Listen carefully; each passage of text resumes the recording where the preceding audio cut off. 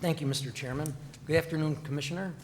I choose to not talk about spots, like my colleague, but you mentioned the hot spots in conjunction with the input of the Regional Economic Development Councils, and I did want to talk about Regional Economic Development Councils and the consolidated funding application process. I've heard from time to time, in my district, as I think you know, encompasses, it overlaps with 2 regional economic development councils, and I come into contact with many of their members.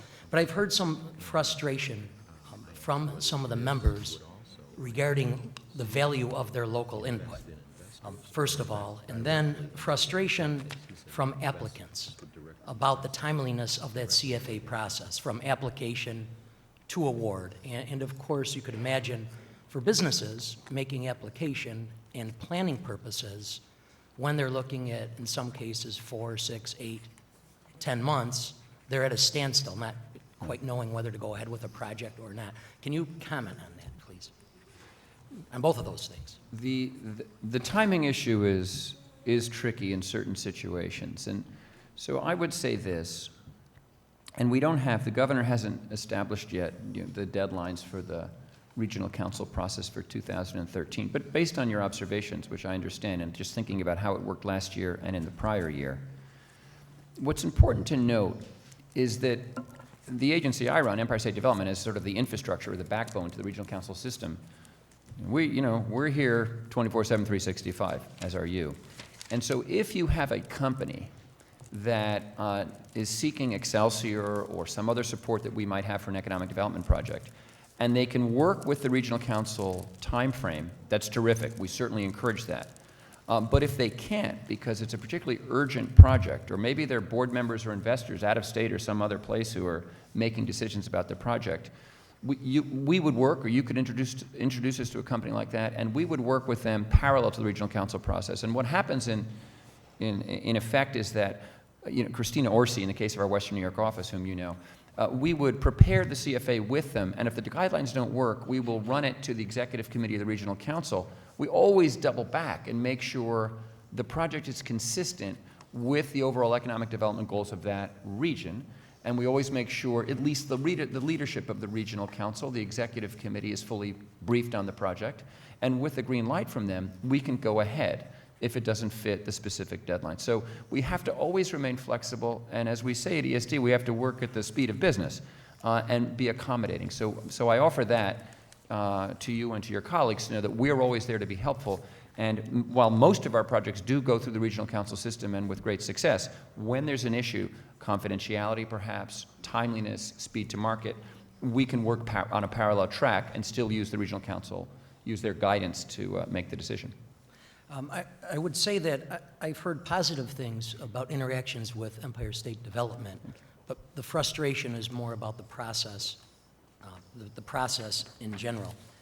I don't know if this would be helpful, and I almost kind of hesitate to ask because it goes against the grain of some of the work we're trying to do in relieving the burden of regulations and trying to get government out of people's business and businesses' business. But would it be helpful, because the Regional Economic Development Council's consolidated funding application process appears nowhere in legislation, should it? With legislation that would indicate what those deadlines are, impose the various deadlines. I'm sorry, would legislation help? No, or? There is no, right. This doesn't exist in legislation anywhere, right. That process or the councils. And my question is, should it? Even though it goes against my better grain to create more legislation. You almost didn't catch the question because of that. That's what it is. Yeah. No. And would it be helpful to the process if there was legislation that had strict deadlines in there and certain requirements? Like you, I would be reluctant to say that it required a legislative solution. This year, we, again, as I say, the governor has not set the deadlines yet, and the set of state agencies that will participate in the process, obviously pending adoption of the budget, all of that remains to be put together.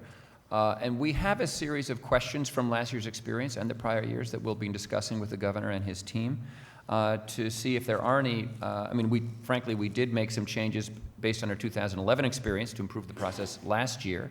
We did a lot more outreach and education so CFA applicants could be better prepared when they entered that gateway.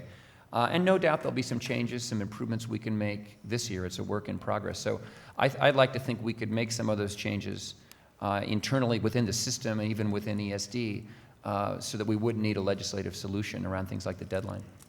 And if you could just go back to the first part of my first question was the frustration with local input. People that are actually sitting on panels, whether it's the larger group or the subcommittees, not feeling that their input is valued.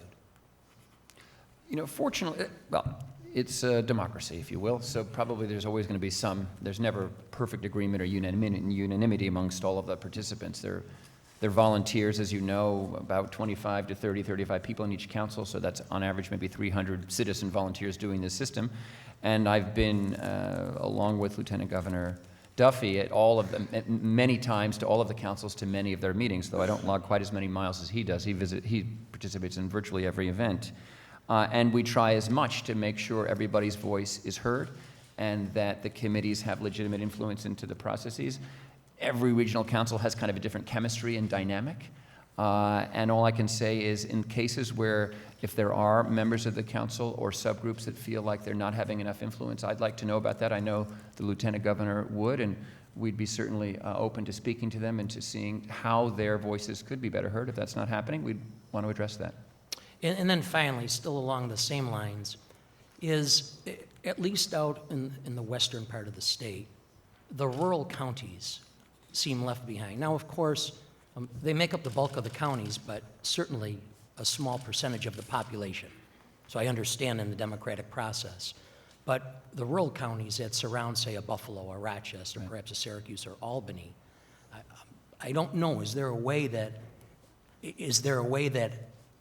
their projects couldn't be given greater deference, but essentially equal deference?